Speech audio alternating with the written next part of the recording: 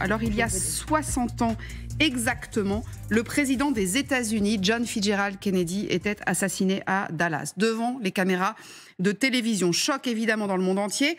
Et le début de ce qui est peut-être l'un des plus grands mystères du XXe siècle, des jours d'audition, des kilos de papier, des heures de reportage, des milliers de livres pour essayer de comprendre ce qu'il s'est passé et une thèse officielle qui ne convainc pas tout le monde. Dominique Simonet est ou sera avec nous dans quelques instants. Écrivain et journaliste spécialiste des États-Unis. C'est un très grand spécialiste de cette affaire. Ah ben vous êtes là. Bonjour à vous. Les grands jours qui ont changé l'Amérique. C'est l'un de vos ouvrages. Il y a évidemment, Dominique Simonet, cette fameuse théorie de la balle magique. On va en parler. Regardez d'abord ce reportage d'Axel Monnier. C'est notre correspondant à Washington. Et il a rencontré l'un des hommes qui était le plus proche du président au moment où il a été tué. Regardez. Il était là, au plus près de l'histoire, témoin de l'un des plus grands événements du XXe siècle. Le président Kennedy vient d'être assassiné.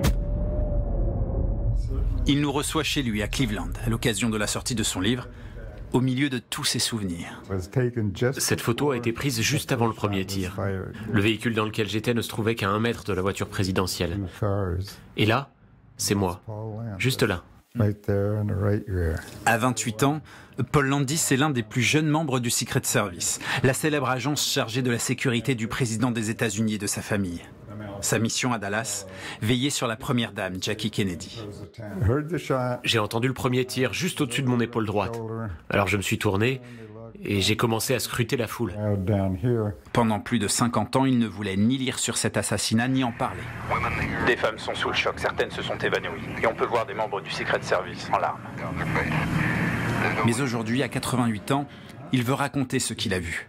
Et son témoignage pourrait éclairer l'événement d'un jour nouveau et mettre à mal une théorie qui a nourri tous les complots, celle de la balle dite magique.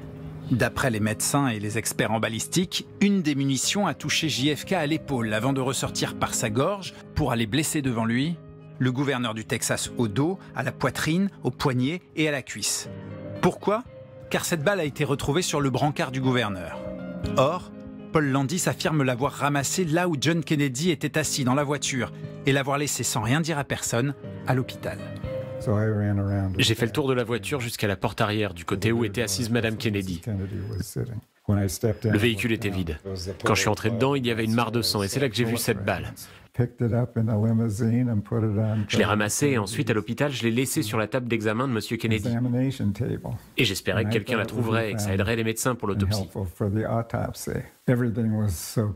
C'était un tel chaos à l'hôpital. Et donc, quand j'ai entendu parler de cette histoire de balle magique qui zigzaguait pour toucher tout le monde, j'ai trouvé ça dingue. Cette version laisse penser qu'il y aurait eu 2 balles tirées en même temps, et donc un second tireur. Pourtant, Paul Landis n'a jamais été interrogé par la commission Warren qui enquêta sur les circonstances du drame. Et aujourd'hui, d'anciens collègues, quelques historiens doutent de ses souvenirs. Lui reste sûr de sa mémoire. J'ai commencé à me sentir coupable, à penser que j'avais fait quelque chose de mal. Mais en réalité, j'avais sauvé une pièce à conviction essentielle. Je n'oublierai jamais ce moment. Mes souvenirs sont intacts. J'étais sur place, à moins de 5 mètres du président quand il a été touché à la tête. Très peu de gens peuvent en dire autant.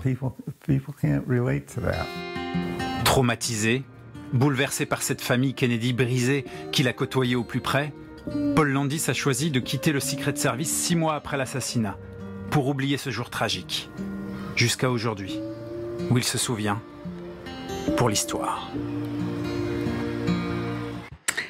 Voilà pour cette théorie de Paul Landis, qui a donc la théorie du deuxième tireur. C'est pas la seule, évidemment. Il n'est pas le seul à dire qu'il y aurait eu un deuxième tireur. Magali, c'est très souvent repris, et certains d'ailleurs livrent même un nom. Et oui, un nom et regardez, un visage. Un Français serait l'auteur du tir fatal. Regardez, c'est lui, on va le voir sur cette photo. Il s'agit plus précisément d'un franco-mexicain. Son nom, Henri-Ernest Pugibet. C'est la thèse que développe l'essayiste Cédric Melletta dans son nouveau livre qui s'appelle « Le deuxième tireur ». Alors pourquoi lui ? Pourquoi ce Français ? Eh bien, tout est parti d'un aveu. 1992, Pugibet est hospitalisé à Moscou, il est mourant, il décide alors de soulager sa conscience et il confie à son petit cousin qu'il a participé à une opération spéciale à Dallas en novembre 1963. Il avait pour mission de récupérer une arme dans le coffre déverrouillé d'une voiture. Il devait ensuite se poster derrière une palissade.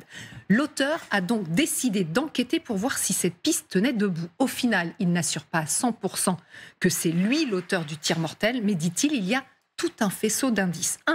Il y a le profil sulfureux d'Henri-Ernest Pugibet. C'est un industriel qui a collaboré avec le régime de Vichy, qui a été le directeur des services spéciaux du dictateur dominicain Trujillo et qui a surtout été un agent de la CIA. 2, la coïncidence des dates. Pugibet a bien séjourné dans un hôtel de Dallas du 19 au 22 novembre 63.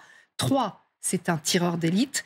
4, ce n'est pas la première fois que son nom apparaît dans l'assassinat du président américain, puisqu'en 1976, aux États-Unis, l'un des experts d'une commission parlementaire avait déjà parlé de lui. Il avait alors le surnommé le Frenchie. Alors, il reste quand même la question du commanditaire. Qui aurait-il travaillé ? Et oui, et Cédric Melletta fait sienne une thèse qui est privilégiée depuis quelque temps. Vous avez vu là la photo de Alan Dewes qui vient d'être diffusée. Eh bien, c'est lui qui aurait fomenté l'assassinat. Lui, c'est le légendaire patron de la CIA qui avait été limogé par Kennedy après le fiasco de la baie des Cochons. Alors, est-ce qu'il a voulu se venger ? En tout cas, il a pu faire en sorte d'enfuir quelques preuves compromettantes, puisqu'il a fait partie de la fameuse commission Warren qui avait enquêté sur l'assassinat de Kennedy, commission qui a conclu, vous le savez, à la thèse du tireur unique, Lee Harvey Oswald, qui était seul à avoir tiré ce jour-là. C'est encore aujourd'hui la thèse officielle, sauf qu'aujourd'hui, quasiment plus personne n'y croit à cette théorie de la balle magique. Dominique Simonet, la théorie de la balle magique, elle a quand même un peu de plomb dans l'aile, effectivement, non ? Oui, enfin, vous savez, ça fait quand même 60 ans que ça dure, cette histoire. Ça fait 60 ans de thèses, d'histoire. On a assez envie, en fait, tout le monde a assez envie que ce soit une belle histoire. Donc, une belle histoire avec un petit bonhomme minuscule et minable comme l'était Lee Harvey Oswald, qui tue un président des États-Unis et qui met le monde entier dans un état de sidération. C'est pas une belle histoire. Donc, on a envie qu'il y ait un complot. Moi, j'ai assez peu...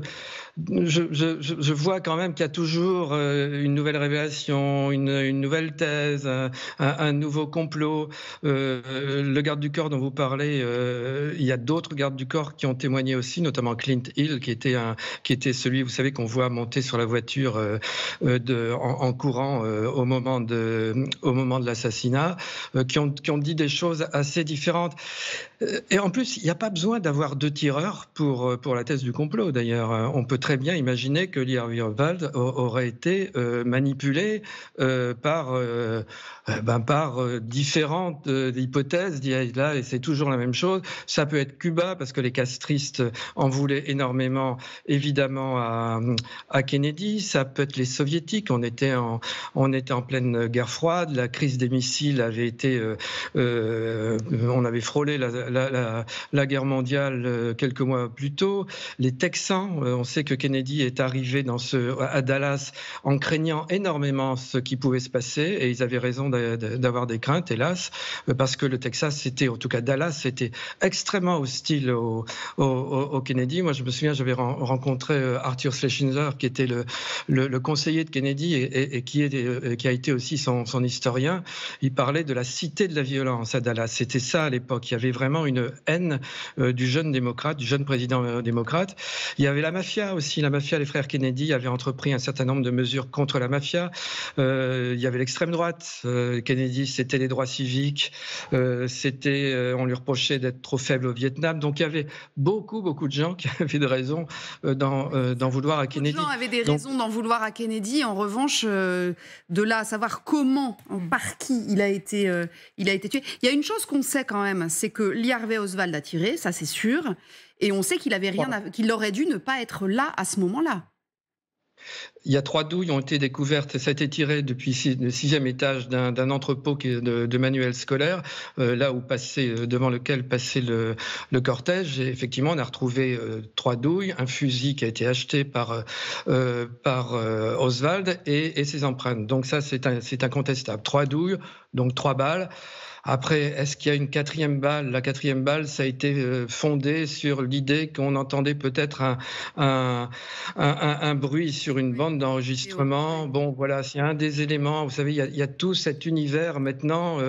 Je crains qu'hélas, on ne connaisse jamais la vérité. Ce qui est sûr, c'est qu'il y avait en tout cas des implications des agences fédérales, parce que Oswald avait un dossier à la fois au FBI et à la CIA, et que donc à ce moment-là, la CIA n'avait pas très envie qu'on aille fouiller dans ses affaires, parce qu'elle préparait un certain nombre de choses contre Cuba, notamment on parle des tentatives d'assassinat de Castro. Donc c'est plutôt ce contexte-là qui est aujourd'hui sensible, plutôt que la réalité de l'assassinat de Kennedy lui-même.